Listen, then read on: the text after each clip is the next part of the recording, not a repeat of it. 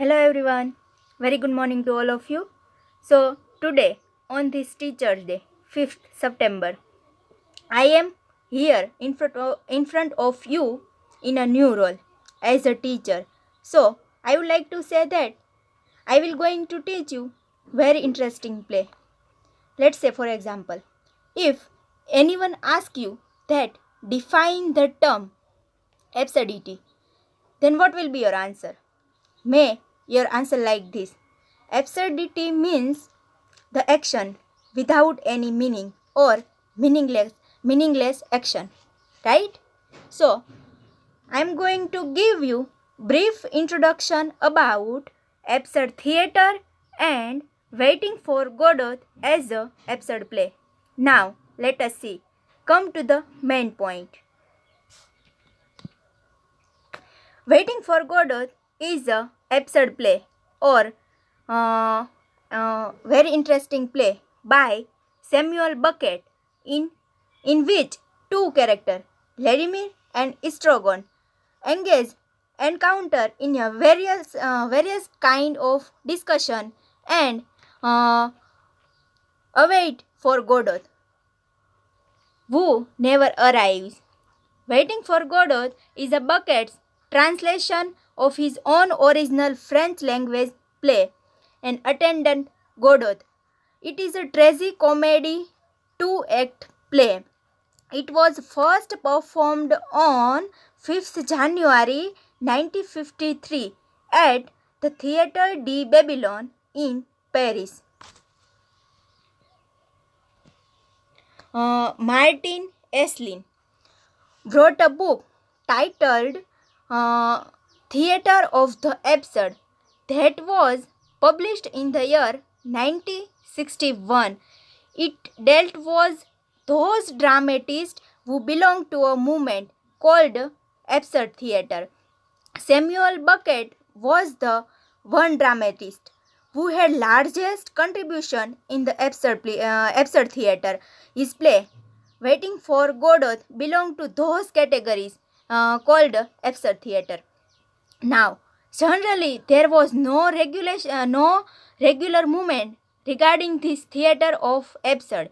Just it was a group of people who wrote their play without following any kind of conventional rules.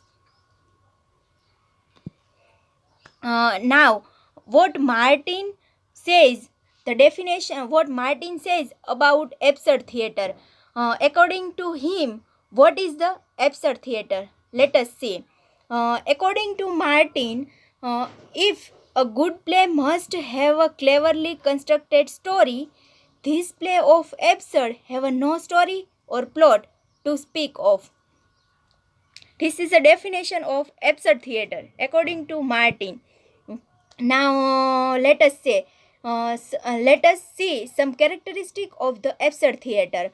There are five main characteristic of the absurd theatre. First one is no story or plot, no characterization and motivation. Third one is neither a proper beginning nor ending. Fourth one is unexplained themes, imagination of dreams, nightmares instead of nature. Now, let us see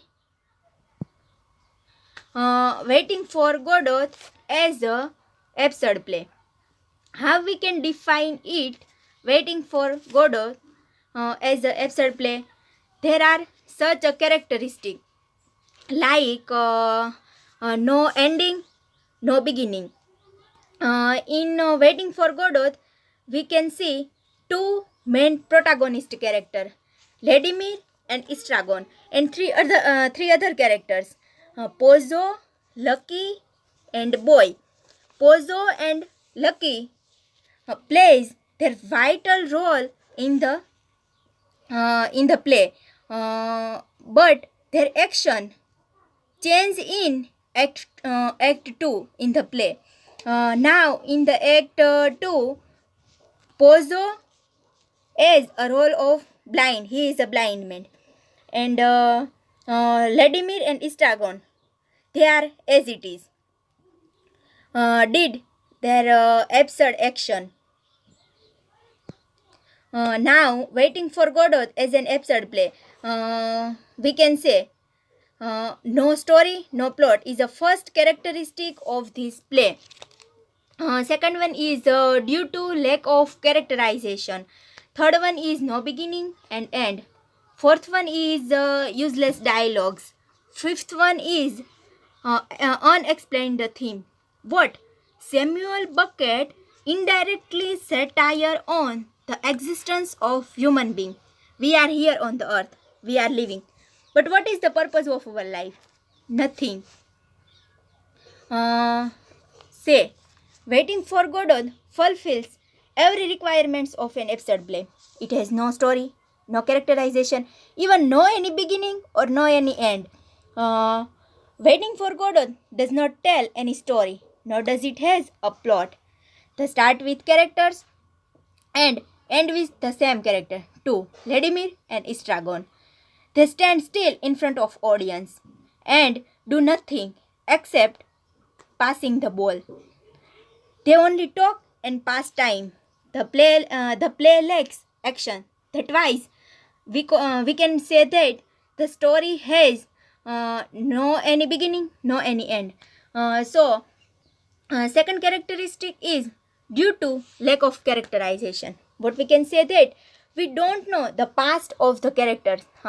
We don't know where the Vladimir and Estragon has come, where he go, right? They are not introduced to the audience. We know only their names and their miserable situations. Their motives are unclear throughout the play, right? No beginning and no end. It has no beginning nor has any end. It starts with a situation and ends with it. Both the acts start and ends in the some way. Second act is also the copy of first act, but with minor differences. The play goes on and eventually ends with wait. There are very famous dialogue which Samuel Beckett put. It is a play in which nothing happens twice. Nothing happen. Nobody comes, nobody goes. It's just awful. Fourth one is useless dialogues. Most of the dialogues in these plays are meaningless. It is based on, the whole play is based on delivery of dialogue, but most of them have no apparent meaning. Every dialogue has a full of symbol. Words refer something in hidden meaning, and it lacks the interest of audience because it lacks the actions.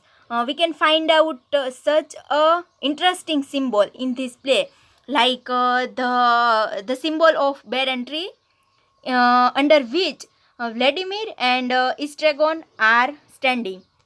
Other symbol is carrot. Carrot, the symbol of carrot plays a vital role in the plays. We can say this is the style of Samuel Beckett. He used in this play. Fourth one is unexplained theme.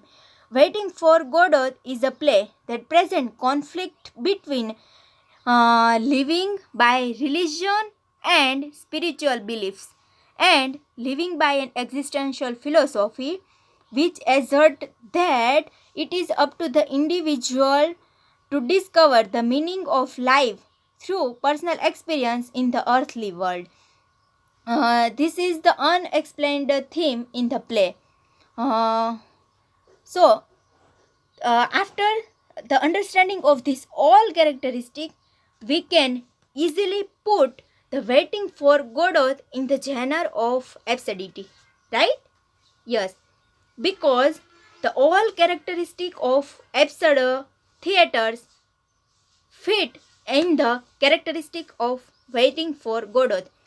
There are some other absurd plays which are very interesting, like Harold Pinter's The Birthday Party and Dumb Waiter.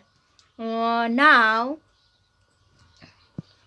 here are the references from which I have taken the content. I am completing here this topic. If you have any question, any doubt, please type your questions in the comment box. I will try to solve your question or give you answer. Thank you. Thank you very much all of you. Have a nice day all of you.